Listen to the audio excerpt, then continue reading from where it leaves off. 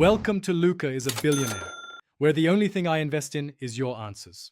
You start by collecting the core materials and prepping the forge. This is non-negotiable. Once you have 1x Dragon Heartstone and 3x Storm Ore, charge the Heartstone with a minor lightning ritual at dawn. Make sure to heat the temp forge to 1,802,000 degrees while you calibrate the lightning anvil.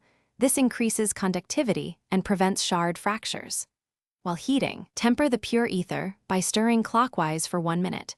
This stabilizes the arc transfer and reduces blowouts during the pour. Now you smelt the storm ore at a steady 900 degrees, watching for a blue-white sheen that signals readiness. Once molten, add the sun coal to lower slag and then slowly pour in the pure ether while keeping the arc steady. This prevents vapor pockets.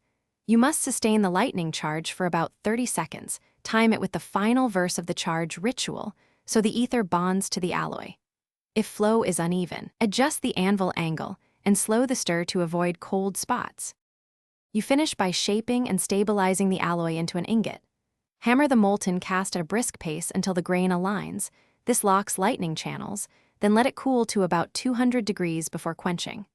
Quench the piece in stormwater infused with 2% salt to lock conductivity and prevent microcracks. Once quenched, anneal with 3 cycles at 500 degrees to relieve internal stress, then polish. If the ingot cracks or sputters, reheat to 800 degrees and perform a short